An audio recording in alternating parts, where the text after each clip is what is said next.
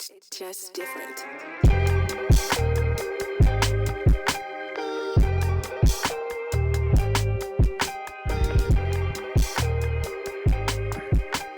So, today we're going to talk about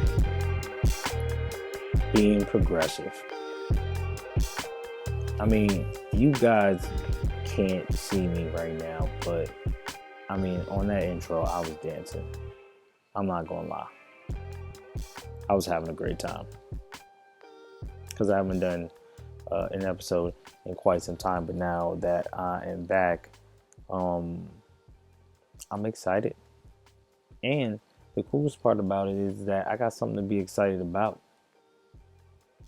I know exactly the political affiliation that I associate with and agree with. And what just happened in the House kind of blew my mind. Because all it exposed was that progressives had an opportunity to make some real concessions that we probably could have got. And Republicans just kind of showed us that they have bigger balls than us. It's just really, well, than those in Congress. Because I'm going to be honest with you, I know some real progressives. And they couldn't be in any position that the squad is in because they wouldn't have done what just happened. So we're going to talk a little bit about that today. And hopefully have a little bit of fun doing it. Thank you guys for listening. Those of you who do, please like and subscribe. Let's get started. It's the Center Podcast. So every once in a while, I like to crack jokes at work or with my family and friends, and I'll say we live in the alternate universe. You know what I mean? Because I'll hint that because Trump is president and crazy crap the climate crisis is out of control and just on and on. But the point I'm trying to make,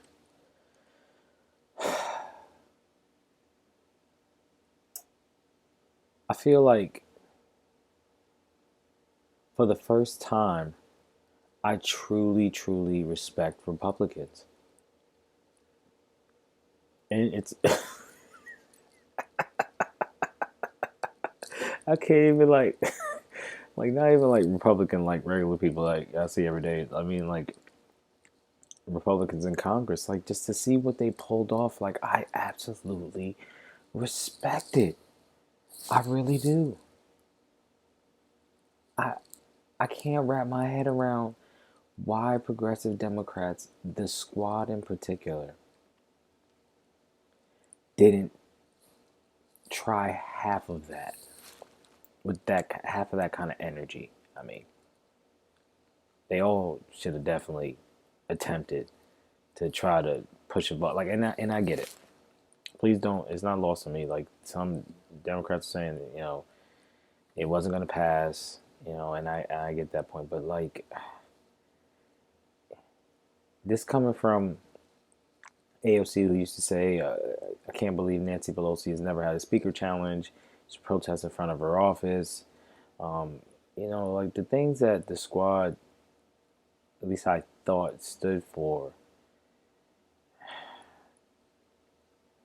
it's coming across very much more corporate Democrat, and it's starting to show. Now, it's only in my opinion. Don't get me wrong. It's just an opinion show. It's my opinion. But at the end of the day, as a progressive, as a person who gets involved with these issues, I'm kind of scratching my head watching some of the things that's been going on. And we're going to talk about it in a minute. But for a second, I just want to speak on the fact that I don't enjoy breaking down or beating down on my teammates. You know what I'm saying? I think we should all be good teammates. If you're in it for Jewish solidarity, you should you should focus on that. Same thing for black folks, or LGBTQ plus rights and things like that. But when I'm disappointed, I think it's important that we point it out, and that we try to hold each other accountable. So, with that being said, I'll get into some of the points of what happened and what this all means. So, Brianna Joy Gray interviews Representative Ro Khanna of California on a show called The Rising. You can find it on YouTube. I'll link in the description. Now we can get into the why and the who and how, or who should have done what, but I think as a progressive myself, the bottom line is that they didn't even try anything. They didn't try a thing. This is the problem. You can throw out every excuse you want. You can throw out every idea, what justification you like. When it comes down to it, you didn't even try. Republicans just showed us what it looks like when you exercise your power, be it big or small. Now, you saw that, well, I don't know if you saw that, but there was an interview between Lauren Boebert and Sean Hannity, where they got into a little bit of an argument where she said, McCarthy needs 218. He doesn't have it. And Sean said, well, he has more votes than you do. He said, well, he doesn't have our vote. And he needs that to be Speaker of the House. In my personal opinion, that's a new tactic that probably should be used in Congress more often. Now, are Democrats as dysfunctional as Republicans? No. Do I think that has something to do with the fact that they were able to pull this off? Yes, I think Democrats are a lot more organized and don't have these type of issues because they want to solve issues, whereas for Republicans it's more about culture wars and things like that. So I can give them that, to be perfectly honest with you, and in that, I don't know, maybe you can't be so mad. Now, most importantly, why does this matter? Because if you look at the landscape of the Progressive Party within the Democrat organization and the Democrat Party, a couple of things have happened over the past year or so, right? Past few months in particular. The railroad strike. For some reason, they voted against the railroad workers. And even though that bill was going to pass regardless, I think, whether or not they voted, they still voted against it, which in my personal opinion made absolutely no sense because they are supposed to be pro-union. No one's really talking about Medicare for all. At least I don't hear it that much anymore. Lack of support for Nina Turner when she ran. The fact that Ro Khanna is the only one who, in the Progressive Party, who does any independent media whatsoever. And that they openly support Hakeem Jeffries, even though he supports a super PAC, created a super PAC that targets progressives. I'm going to be honest with you. Again, this is just my opinion, but it's hard to feel like these people aren't now bought in corporate Democrats, and all that juice they have for Nancy Pelosi is now clearly gone. And I don't know who the progressives in the party are, in that Democratic Party, that are actually fighting for the people anymore, but it seems like it's going to get harder and harder for them to do anything. And I can't understand why. But I don't know, in my opinion, they need to do better. We'll follow this more. Keep it up to date.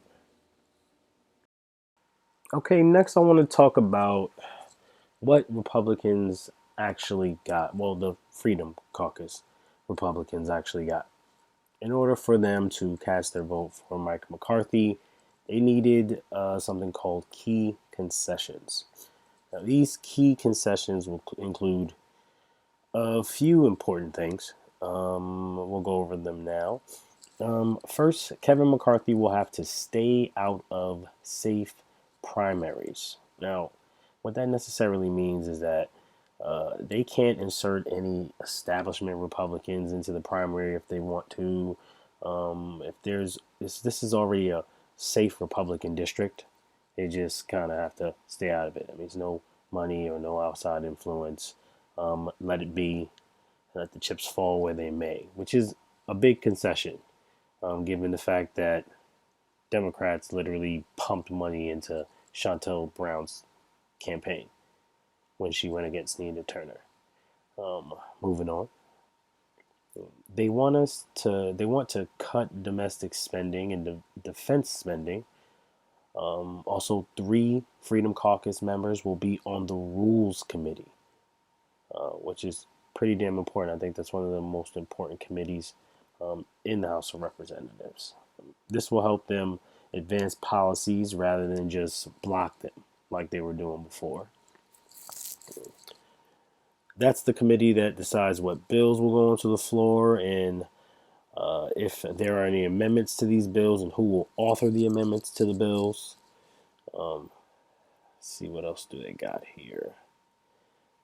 The concessions that one member can bring a motion to vacate the speaker. Now, before you needed a majority number of Republicans to say, hey, Mark McCarthy's doing a terrible job, get him out of here. Now you just need one. One person can nominate that the speaker has to be removed from his position. One that I actually really agree with is that they will need 72 hours to review a bill before it can be put to the House for a vote. Now, I really like that. None of that pushing stuff through at 4 o'clock in the morning. Nobody got time to read it crap, which mostly Republicans like to do. I don't understand why they would put that through, but whatever. Works for me. Bottom line,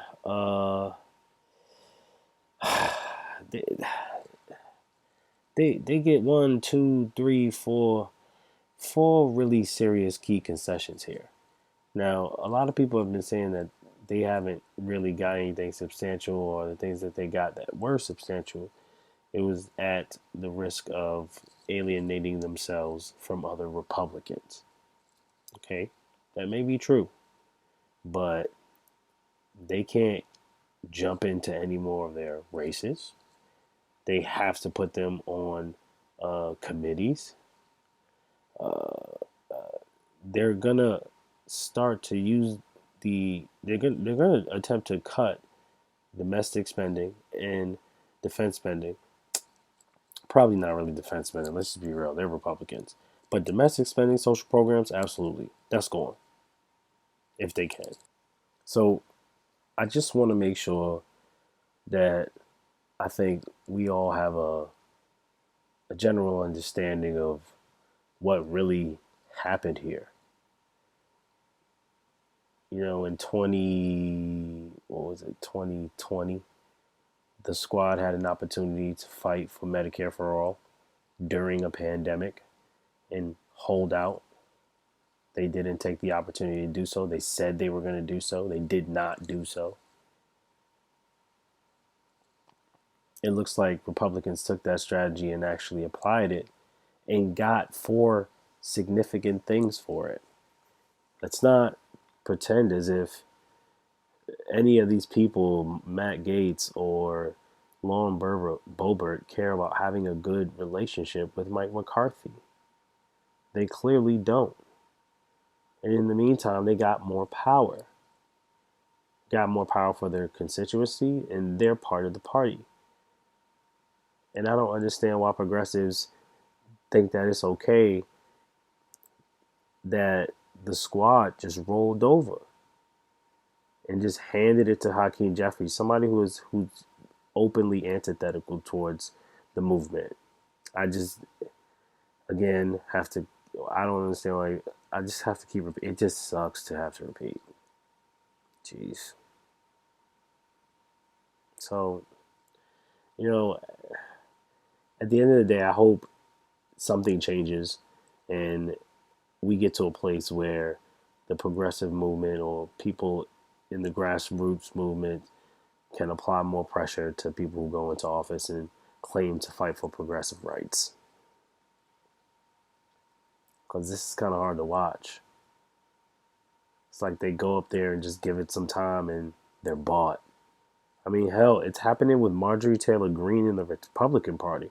She is fighting to be mainstream right now. Well, that's all we got today, ladies and gentlemen, brothers and sisters, comrades and friends. I really appreciate you. We are going to continue to watch the story. And again, thanks for listening. We'll be back next week. Hey, if you like that, just go ahead and hit that subscribe button, please. I think I got something like 3 subscribers. How about we get that to 10? You know what I'm saying? Help a brother out. Let's get those subscribers up to 10. You know? And who knows? We just might get 20. Like and subscribe.